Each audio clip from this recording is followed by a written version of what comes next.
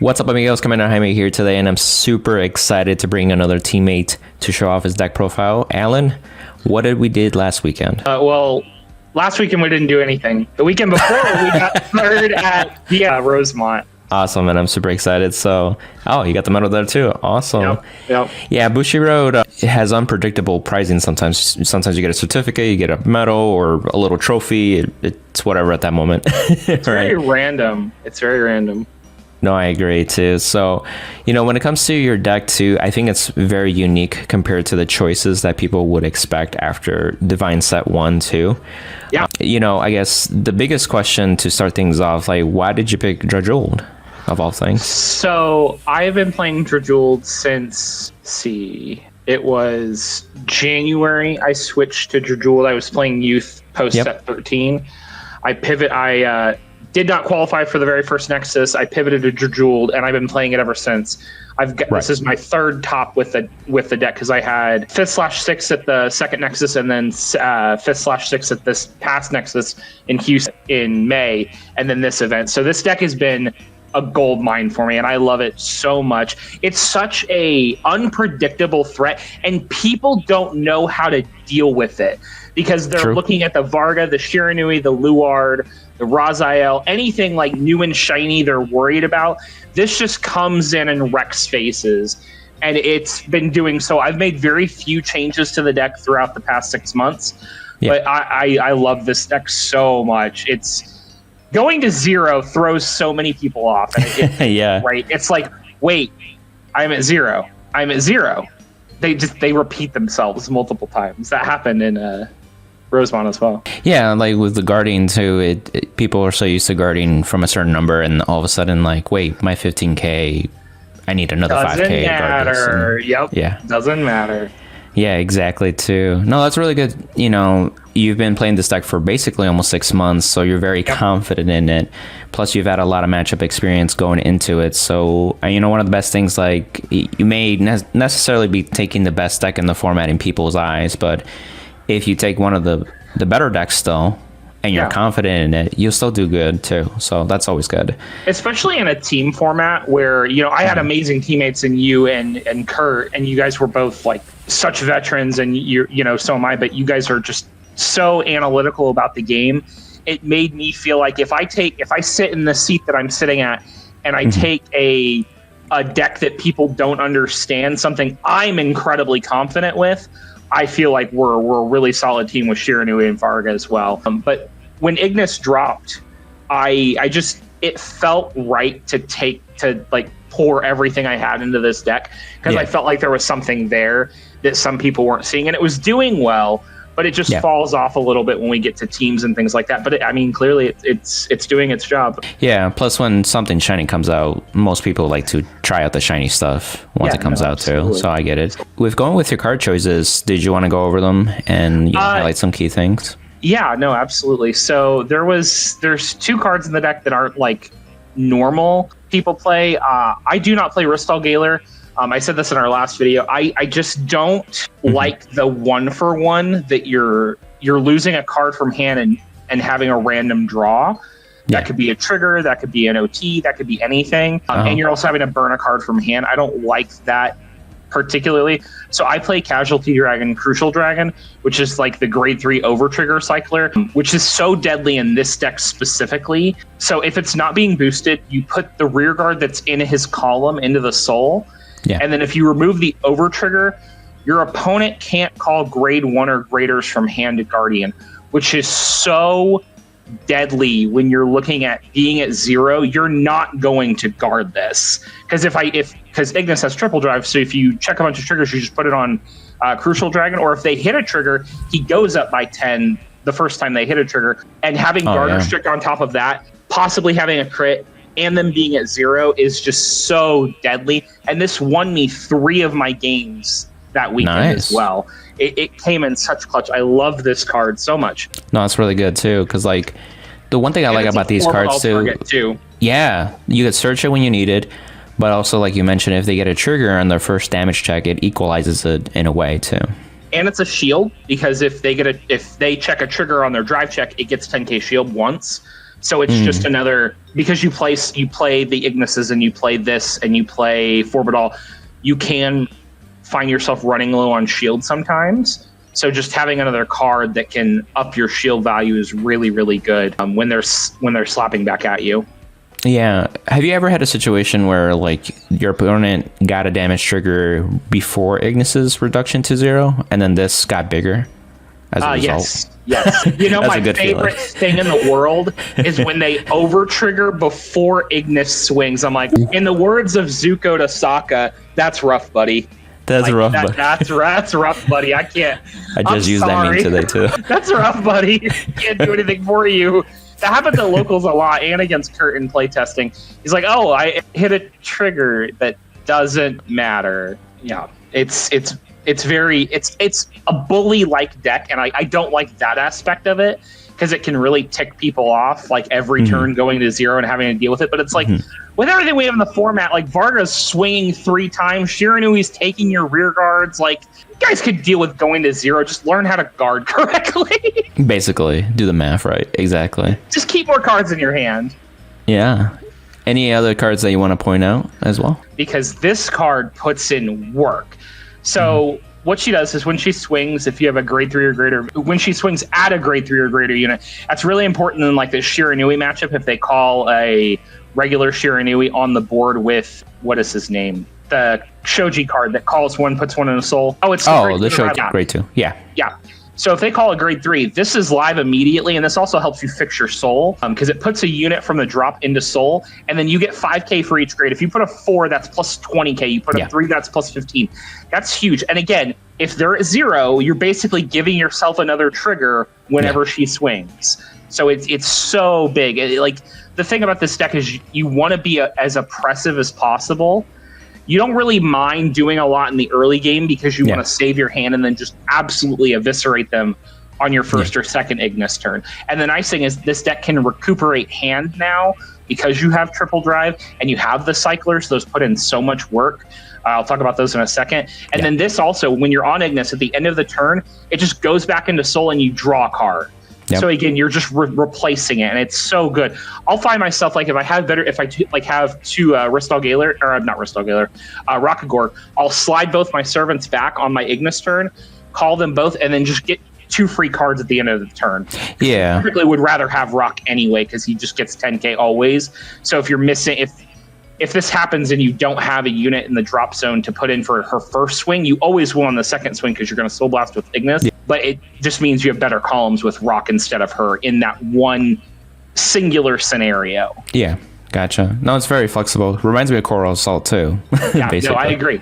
She's great. Varpula puts in so much work being able to essentially be your 4 other copies of Rockagorg making something stand, and then also drawing another card. I had so many judges look at this card in Top Cut as well. They're like, wait, what? That's not what it does. I'm like, no, you draw no matter what. Even if you can't restand anything, you're drawing cards, period. Like if you have double Rock up on front row and 2 of these in the back, you can't restand anything because the clause is if something stands up, Varpula can't stand anything.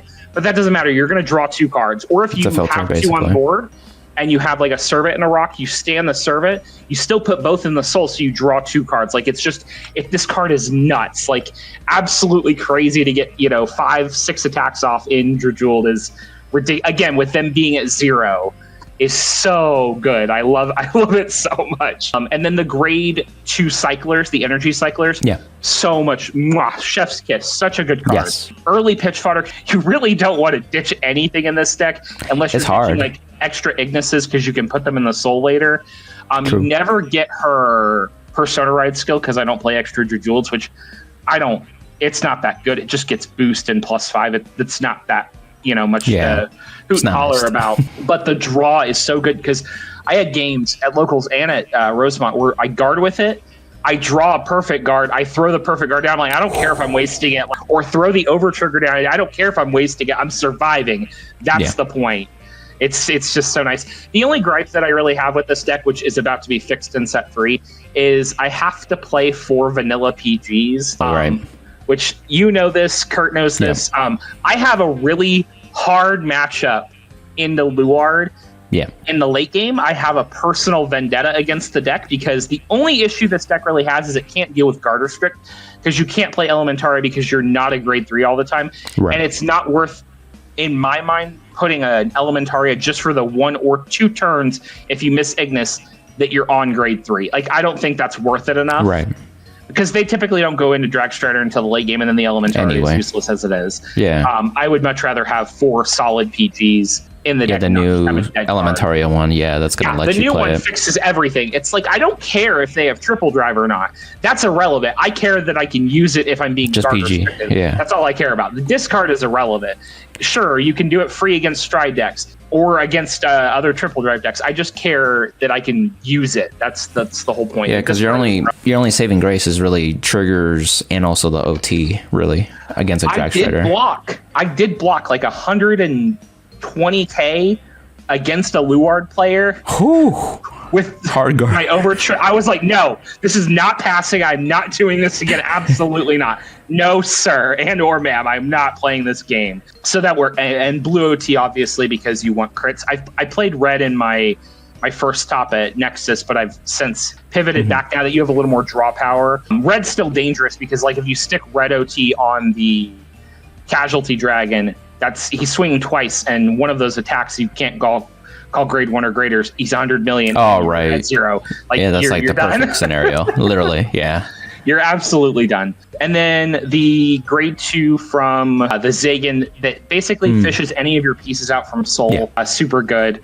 Basically, you can reuse rocks. You can reuse your Varpulas. You can reuse... I've pulled out a cat, activated cat unflips, so I had a rock swing because the cat for Dark States just unflips if you remove 2 from the ride line.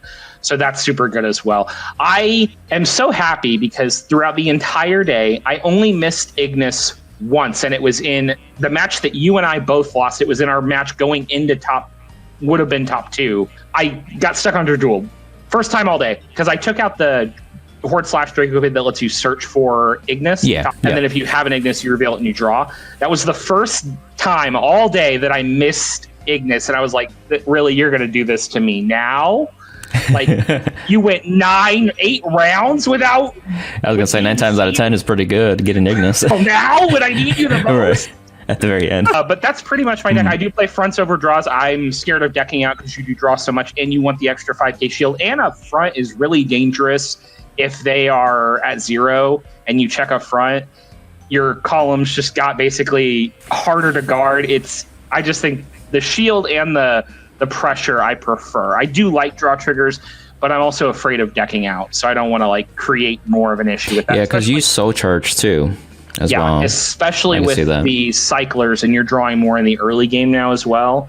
I don't want to create more of a problem if I can help it. So.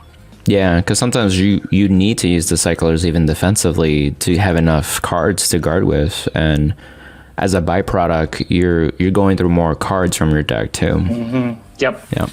I don't like playing with danger, so like to keep it as stable as I can. Because once you get on Ignis, you become very stable because you're getting 3 more cards, potentially 5 more cards in your hand per turn with triple drive, and then either Varpula or Servant. So you become a very stable player at that point. And then you also have, with shield options, you've got the grade 3s that if you reveal a 4, they get 15k shield, which was also the bane of my existence in that last match that I just talked about for us to go into top 2, because I had an Ignis. I finally found Ignis, and I had a grade 3, and I had a PG and another card. I guarded incorrectly, and that's my own fault. Because I pitched the Ignis for the perfect guard, which means the grade 3 is now not active because I'm not on Ignis. It shuts off. Like, well, now I have no shield. So because you're so used to being an Ignis that you didn't have to worry about it before. All day, didn't have a problem until when it mattered the most. It happens. It's no big deal too. So with Forbidal, like, I guess my question too, like against Shiranui, a lot of decks have swapped to Bracing Angel Ladder too. Do you feel like with your Shiranui matchup, like, did you struggle with it, or is it 50-50, or you actually didn't have a problem with it? So I had 2 Shiranuis that I played all day. Okay. Once was in round 2, I won. And once was the game I was just talking about going into top 2 that I lost. So I had a 50-50 shot, but that game, it didn't matter that I didn't have ladder. It mattered that I couldn't find Ignis. That was the problem. In my round 2 matchup, I didn't give him anything to call. I didn't give him anything to call in my drop zone except for triggers. I called 4 Varpulas down and put them all in the soul. I'm like, no, you're not. That's right. You can soul charge from your drop. Yeah, so I can just like, no, you can't have any of this. That's and then awkward for the Shenry players. players. I called Nice. a board so he couldn't Shenry me.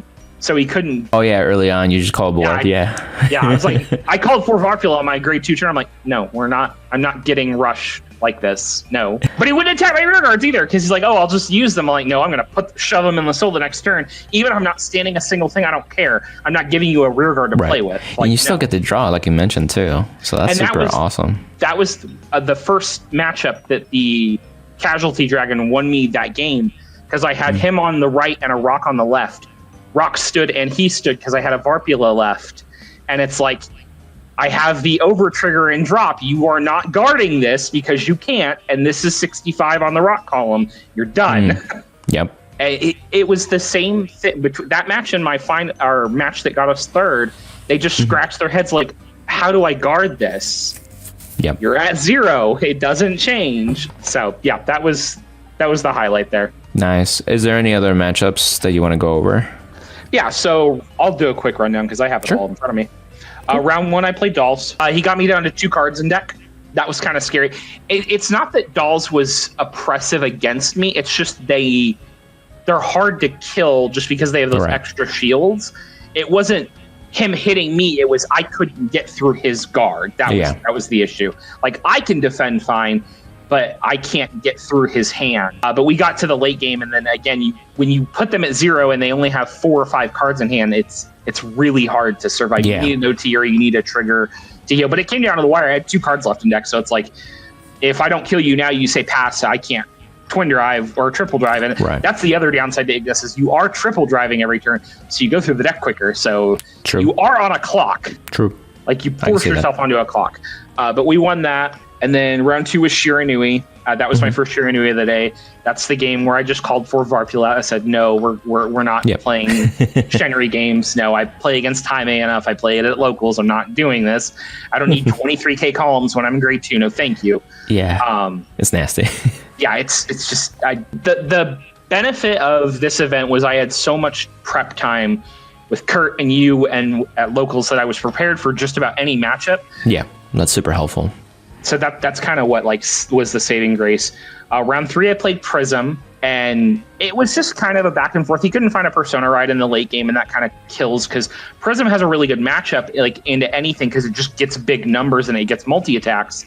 Yep. Very similar to what I do, but if you can't Persona ride and you can't keep that hand advantage, you're pretty much done. Yeah, true. And that was the game that you were playing against the cosplayer too, the Welster player. Yeah. That was play. Yep. And then round 4 was Luard. He flipped. That's the team that got 2nd overall. He flipped that starter, and I was terrified. So, like I said, I have a horrible matchup against Luard.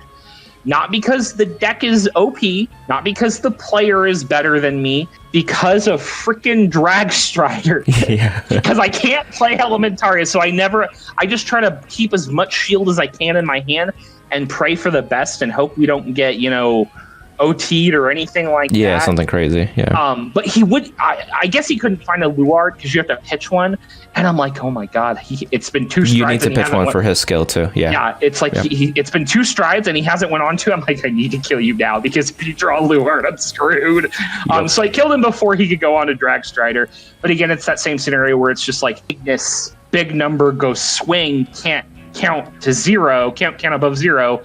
You lose. There's nothing you can do about it. So I won that. Played Luard again in round 5. Yep. I was like, what is this? I don't want to do this anymore. Will someone switch spots with me, please? Yeah, when you were fighting the Luards, I was fighting the Shiranuis back to back. Because that was my 4 and 5. 5 was Luard. I won that game as well. It just got down to the wire. And again, he didn't go into Drag Strider. I'm like, I kill now because if you figure out that I don't play an Elementaria or that I can't use Elementaria, then I'm dying. So I think that's the other thing is people forget that I can't play it at all. Yeah.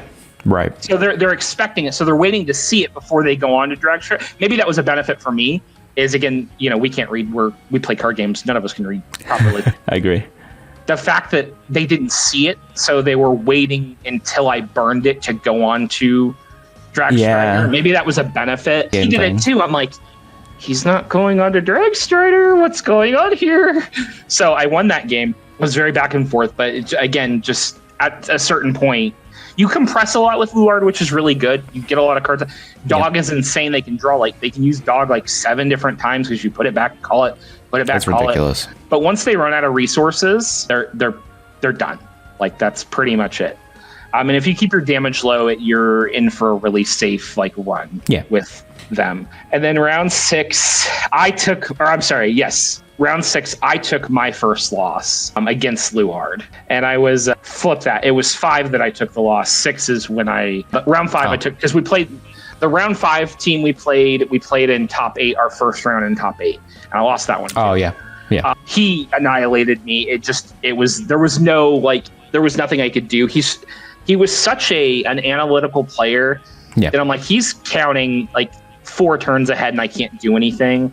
I get onto Ignis, I'm reducing him, but he kept his damage so low early that on both of my Ignis turns he could just take it and I couldn't rip a crit. And it's like round 6 is when I played the Luard, the next Luard player that I beat. So I got redemption immediately. So I was really happy about that. Round 7 is the bane of Curtis and I's existence. We're playing against another team from Springfield/St. Louis. Yeah. We're both undefeated, so it's like, oh gosh. I'm playing against Varga. He's been playing the game for all of 2-3 months, and I'm like, oh, okay. I know Varga because I've been playtesting against it with Kurt constantly because it's a rough matchup. I'm confident in you and with Kurt. I'm like, okay, we can do this. We can get through this. I kept myself at 2 to 3 damage for 2 turns. Nice. Because I know if he can't get me to 4, he can't divine skill. Right. And that if he can't divine skill, he can't get the extra 2 cards in hand and keep gaining advantage. Right. So I was like, what do I do here? I'm just going to try to stay as low as I can on damage and deal with it that way. Yeah. So that was a loss on my part. I get to the last turn. I don't have a restander. I don't have a Varpula. I don't have a rock. I don't have anything to give pressure. Yeah. Now, the nice thing about Ignis is you do still get 15k to the front row, so you can literally call triggers out and still get, a turn in the sense because they're still getting 15k. Right. But without a way to restand, I swung in and then he sent me from 3 to 6 and I couldn't do anything about it. I just burned my hand keeping myself at low damage. Had I just had a restander, I think I would have taken that game and then we would have been undefeated in Swiss. But I mean, you can only do what you can. That was my second loss. I felt really good about Swiss. I think we went on a tear at the beginning. We were all 3 of us undefeated until I took that loss, and then you took a loss, and I beat my guy because you were playing Amir and I was playing against the Luard player right before top. And I'm like, oh, okay. And then we went to top 8. I played Luard. The Luard I played in round 5. I lost again, but you and Kurt picked it up and got me the top 4. And then we played top 4, and I played my second Shiranui, and that was the game that I could not find Ignis. And that was literally it. And he even says, if you have Ignis, you win. That's how it works. Because I was stuck on Drajeweled, so it's like my shield is reduced. There's nothing I can do. There's literally not anything I can do. Being stuck on it for 2 turns is rough enough as it is. Yeah, it hurts because you can't get advantage. You draw a card with Drajeweled if you see 2 different grades in the soul when you soul charge, but that's it. You can't do anything else. Reducing to 1 is still great, but if they hit a trigger, then they're 10,001 and it's much easier to guard. So there's not much I can do about that. And then so we lost that, and then we play our 3rd place match with the team that we lost to in Swiss, and the overwhelming joy to get revenge after losing to him in Swiss. And I know Kurt lost his match in Swiss and then won that one in for 3rd place, because basically we lose this, we go home with nothing. Right. We win this, we take home a medal and a certificate and a picture, and be a little bit more up there. So I really did not want to lose to him again. And everybody on the side was cheering for him the entire time.